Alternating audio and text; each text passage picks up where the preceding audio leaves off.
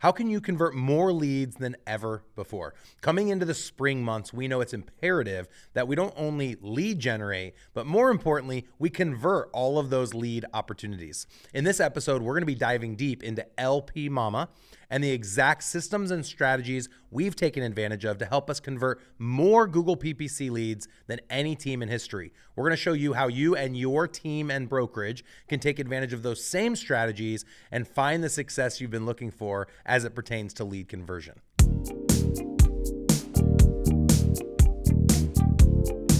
Hi, I'm Jeff Cohn, host of the Team Building Podcast, where we interview top team leaders, broker owners, and thought leaders from across the country. Very excited to be bringing you this episode today on lead conversion.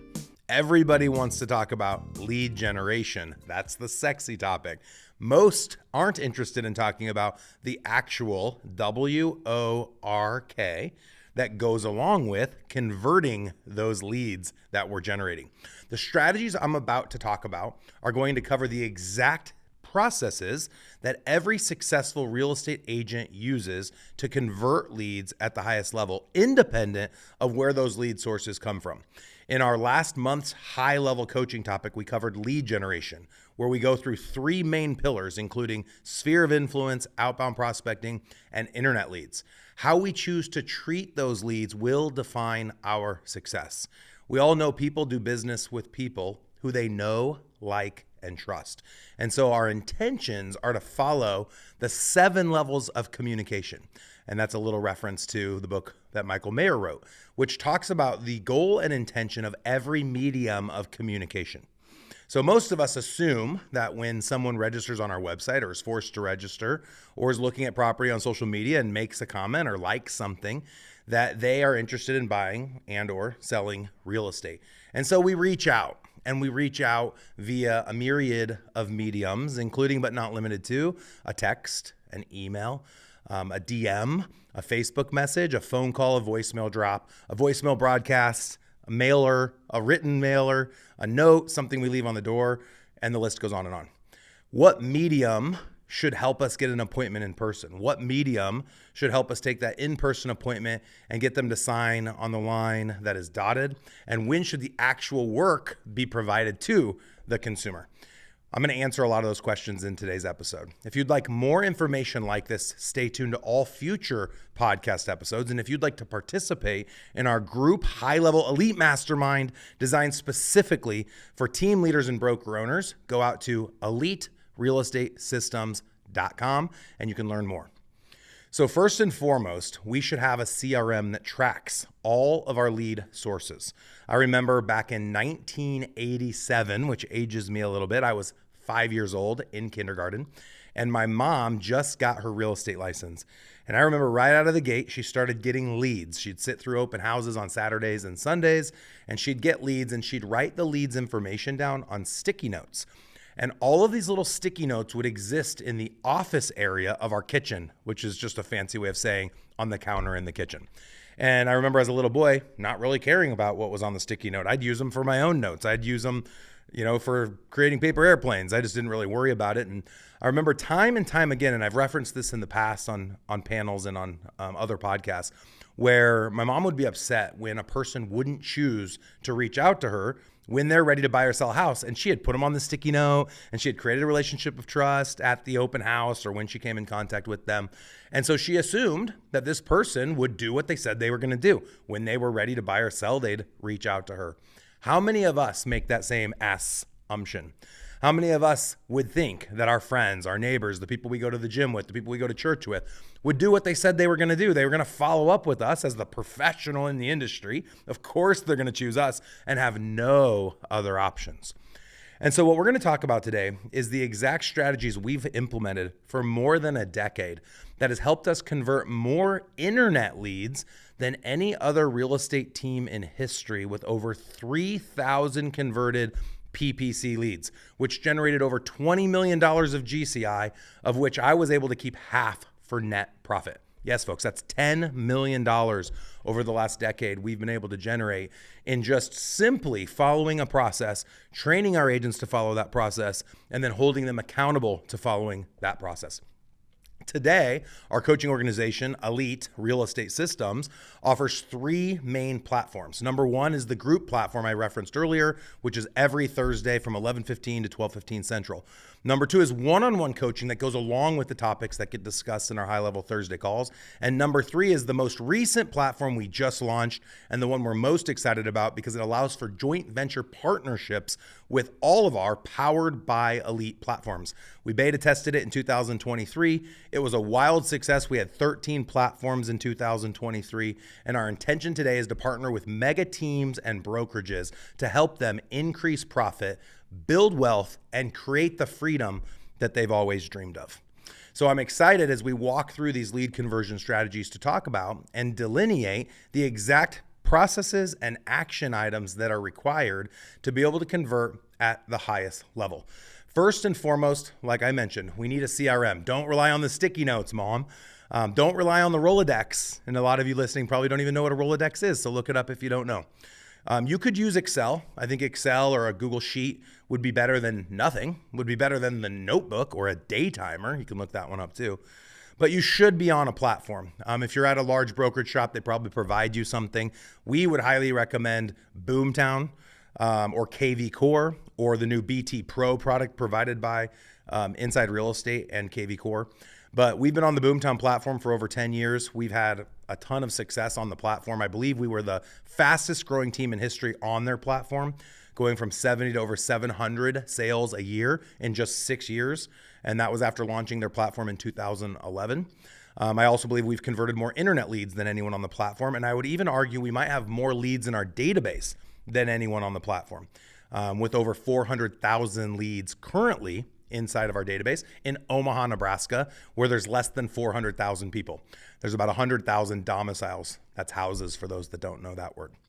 So excited to talk about how we take the leads that go into our CRM, how we build a relationship of trust to get them to know us, like us, and trust us, to get them to meet us in person, to get them to engage in a buyer relationship by signing on the line that is dotted, or a listing agreement by signing on the line that is dotted, and then ultimately help them buy or sell a property, go through the pending or escrow phase, and close so that you receive revenue, and never stop communicating with them because we know that they probably won't buy or sell for the next 11 years, but there's a very good chance they'll refer business back to us if we did a great job taking care of them. So once you've established what CRM system you're going to use, and we obviously mentioned a few today, but there's a lot more you can pick from, and none of them are bad. The one that you don't use is the bad one. So pick one that's going to actually work, that you can be consistent with. It's only going to be as good as your efforts in logging in every day for a few minutes, maybe 3 to 5 minutes, and making sure you're staying up to date. Back in the Rolodex and sticky note days, somebody could probably successfully work with 5, maybe even 10 clients at a time. Today, with the advent of technology and AI, predictable analytics, you can work so many more leads at the same time, and they can feel like they're getting love from you because they're getting love from the technology. And that when they are finally ready for that personal touch or to go look at a property, they can then ping you through a myriad of ways, which we'll talk about in a minute, and you can go out and take care of that lead. So back in 1987, you could probably successfully work with maybe 5 to 10. Today, you can work with at least 100, maybe even 200 active leads. So let's start off by talking about the categories. We separate leads based on their interest level, and their interest level is given to us by them based on when they think they're going to be ready to buy or sell a house. Another story and an interesting fact: car sales companies know statistically that a majority of people who buy their first home are going to be most likely to purchase a car within the first 6 months of closing on the new home. So they send a lot of marketing to a new home buyer who might roll their eyes and go, how am I going to ever afford a car? I just bought the house. Well, once you recognize you don't owe taxes maybe the first 12 months or 18 months, or the house payment wasn't as much as you had expected, or you got an increase at work that you weren't anticipating, you might be ready sooner than you anticipated. They also know that what's the main thing that every lender tells you when you're in escrow or get pre-approved to purchase a house? Don't buy a car. So they're now sending you marketing and advertising doing for the exact thing you've been told not to do over and over and over again for a 6-month to 12-month period, and they know you're most likely to go and buy a car.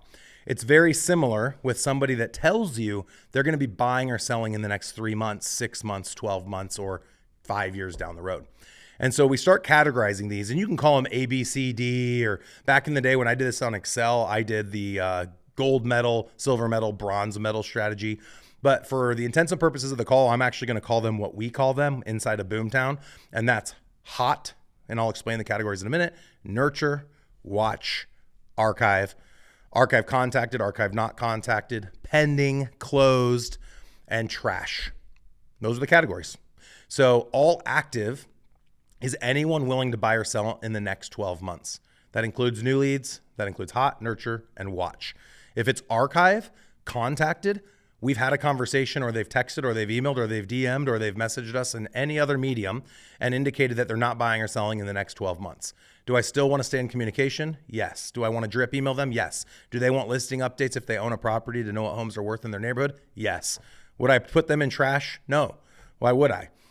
You should continue to communicate with leads until they buy, sell, die, or tell you to go to hell.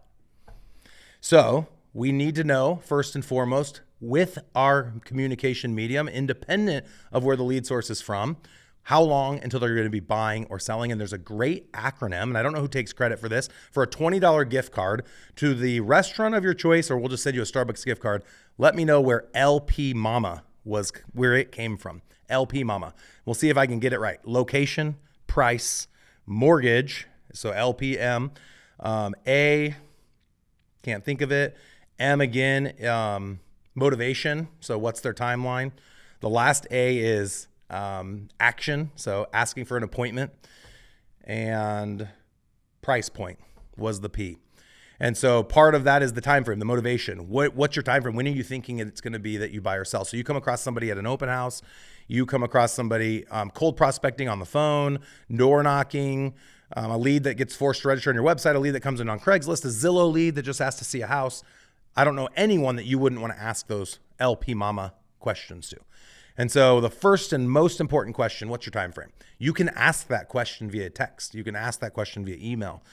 You can ask that question on a live phone call. You can leave a voicemail and ask that question, but you need to get that question answered, because based on when they say they're buying or selling, that's going to tell you which category you should put the lead into. Why? And as I give everyone a pause to think about that, the reason is because you're going to communicate with the lead differently, dependent upon when they tell you they think they'll be buying or selling. So if someone says to you, I'll be ready to buy a house next spring, and it's November. When is next spring? How long is that? Is that in March? Is that in April? Is that once school is out in May or June? When is next spring? And I'll ask somebody that. Is that 3 months out, 6 months out? And then the follow-up question to that answer always is, I know you mentioned next spring, but if we were to be able to send you the right property in the next 3 months, or if it's a seller, if I was going to be able to bring you the right buyer that's going to put the right amount of money in your pocket, would you be willing to buy sooner? Would you be willing to sell sooner? The answer is usually yes. But if it's no, and either way how it goes, you're going to put them in a corresponding category. Hot means they're ready to go out right now and look at property. If the right house hits the market, they're going to go out and they're going to look at it and they're going to be able to buy it. They're approved. They have an approval letter with the lender that you have a strategic partnership with, or if you're powered by Elite, with the mortgage company that you own. If they are not hot, that means there's no appointment. And I kind of tease always about the dating scene. If someone says to you, a buddy's joking around or, bragging and saying, hey, I've got a hot date next weekend. And you say, oh, that's awesome. What day are you meeting up? Or where are you meeting up? And they say, well, we don't really have a date set. We don't have a time set. We don't have a location set, but I know it's going to happen. It's going to totally happen. I hear real estate agents, I feel like 99% of the time will talk about this hot client, this big lead, this big commission check. They don't even have a time set with the person. If there's no date set, there's no time set, it's not hot. So when we go through and audit each agent's account every single week, guys, for over 10 years to hold them accountable to lead conversion best strategies, we go into each category, into their hot, and say, are there appointments set with everyone in hot? Well, Jeff, I don't have an appointment set with Jane Stevens because Jane said she's looking for a $280,000 house with a swimming pool that doesn't exist. So now I'm just kind of sitting on my hands. You should always have an appointment set. And why you should have the appointment set is you'd say to Jane, there's not a very good chance a house is going to hit the market that has the pool and that price point, but let's get an appointment set for next Saturday at 10 a.m. just in case one does hit the market or something similar, so that we can at least go out and take a look at what's out there, because we know it's still a seller's market, and in most places it is, and we don't want to lose out to somebody else. How does that sound? Jane Stevens says, that sounds great. You say, that sounds great. You have an appointment set. Jane's still hot. Jane says to you, you know what? Now isn't the time. It is November. Let's pretend. And I'm not going to be ready till next summer. You're now going to move Jane probably into nurture. Nurture is going to be anyone that's 3 to 6 months out. You're not going to have an appointment set with everyone in nurture, but what you are going to have is a call reminder, and that can be a call or a text message. Let's call it a communication reminder, a ping reminder every 2 weeks. Jeff, they're not buying for 3 to 6 months. Why would you bother them every 2 weeks? That is inundating them with text messages and emails. And a lot of people will say that as a doubt at the communication style. Well, what you should know, and you might not take account to this, but I want everyone to know this, that person that registered on your website, that friend that goes to your church, that person that was forced to register, the lead off Zillow, you're not the only person that's following up with them. I know, unbeknownst to us, that person has probably gone to an open house without us there representing them. That person is probably registered on a second website or 100th website, and they're probably getting automated emails and text messages and calls from internal sales agents and calls from virtual assistants. And there's a myriad of people coming down on them. There's loan officers from the bank that they're at that are telling them to use a different agent. If you didn't know, there's a lot of agents in the business that people can pick from. So why are they choosing you? Well, why they're going to choose you is because you were the agent that when they said they're 6 months out, called every 2 weeks. And if you don't call, you text. And if you don't text, you call, and you leave a voicemail, and you let them know that you care about them and you're there to help support them. And you make sure that they're still getting the information that you're sending to them. So a simple dialogue might be, if I just talked to Jane Stevens 2 weeks ago and she said, Jeff, really, you don't need to keep reaching out. I'm not buying or I'm not selling until next spring. I would just say, Jane, I understand that. And I know that it can feel like I'm coming across as a pushy salesperson. I actually want you to know I'm not in the sales business. The houses sell themselves. The reason I'm reaching out is we're in a client care business, and I want to make sure you feel like you're being taken care of and you're not just a number on my list. And I wanted to confirm that you're receiving these emails that are going out about these properties that you're looking for. And I know just in the last 7 days, 7 emails have gone out, and it's showing right now you never opened those emails. So I just want to make sure you're getting those. And there's a myriad of other reasons you could give as to why you're reaching out, but you're always going to justify it that you're not there to sell, you're there to provide service, which is the truth. Treat your clients like they feed, house, and clothe you, because they do. This is not just a transaction. You should be in their life forever, or your company should be in their life forever. So everyone they come in contact with that's buying or selling real estate is referred to your organization and or to you personally. And so nurture was the 3 to 6 months, and then watch is 6 to 12 months. Anyone that says, I'm in a year, 6 months out, 8 months out, next fall, you're going to put them into watch. The only difference between nurture and watch is going to be communication every 30 days. So instead of the every 2 weeks, it's once a month. If they say they're 9 months out, I don't need to call every other week. It's going to be once a month. I'm going to touch base with them. Now, don't forget, in addition to that text every 2 weeks in nurture, or the phone call every month in watch, I'm also going to set up automations. And there's 2 key automations that I have seen a lot of people not take advantage of, which makes zero sense other than laziness or just the simple fact that someone doesn't know it exists. The first is the obvious one. Every person in your database, not just your leads that are in your all active, your hot nurture watch, every person in your database that owns real estate wants to know what their real estate is worth. Who doesn't? Every person that owns real estate probably wants to know if a house just sold in their neighborhood, what that house just sold for. Who wouldn't? So you have a great opportunity if you're using a system like Boomtown and or almost every MLS in the country, where you can set up an automatic email update anytime a house sells in the subdivision of the person that's in your database. And the beauty of this is, in the subject line, you can embed any content you want. You could say another listing sold in your area provided by John Doe or Jeff Cohn, or insert your name. And what happens when your 400,000 people in your database, every time a house sells in your neighborhood, get an email from you or your company that says another home sold in your neighborhood provided by Jeff Cohn, provided by Jeff Cohn, provided by Jeff Cohn, provided by Jeff Cohn. And in 5 years from now, they go to sell, or in 2 days from now, someone at the office says, I'm thinking about selling, call Jeff Cohn. He's selling tons of real estate. I'm getting emails all the time about sales. And I'm not trying to be misleading or lying. I am the source of information. People are coming to you because you're the source of information, and they want that person who's in the know, that understands the market, that understands their house, that likes their neighborhood, and understands all of the different idiosyncrasies surrounding their area, and the person that they know, like, and trust. And you get to know, like, and trust someone by spending time with them and by communicating with them at a high level. And so you have your hot nurture watch. That's your all active. You have an automatic email update going out every time a house sells in the neighborhood. You could also do every time a house is listed in the neighborhood. The second automation, and this is the one I don't see nearly as often, is what Boomtown calls smart drips. They're ultimately drip emails or funnels, if you will, that you create specific to each list that you've created. And so your hot list might have a drip funnel. Your nurture can have a drip funnel. Your watch has a drip funnel. All of your sources should have a drip funnel, with the exception of trash. We don't have a drip funnel inside of trash. We even went as far as to create the first email to reference where the lead came from. So if it was a lead from, we had 100 different lead sources. So if the lead came from Craigslist, the very first drip email would say, if it's someone we've never contacted, it'd say something like, hey, thank you so much for coming through Craigslist. We'd really love to get in touch with you to help figure out how long it is until you're going to be buying or selling, so we can provide you great service. All of these drip email funnels we've created, all of these automations that we've created are proven. They're tried and true. They work. They've converted more leads than any team in history.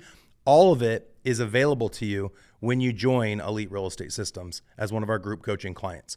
So again, if you want more information about that, go out to eliterealestatesystems.com. If you're enjoying this content, if you want to learn more about lead conversion, this is the topic for March 2024. The entire month of our Thursday Elite Mastermind is going to be spent specifically talking about lead conversion and the right systems and strategies we need to implement in our business so that we can convert at a higher level. Imagine just doubling your conversion, going from 1% to 2%, or 2% to 4%, or 4% to 8%, and going from making 100,000 to 200,000, or 200,000 to 400,000, not by adding more clients, but by converting the clients that we already have, by simply communicating at a higher level.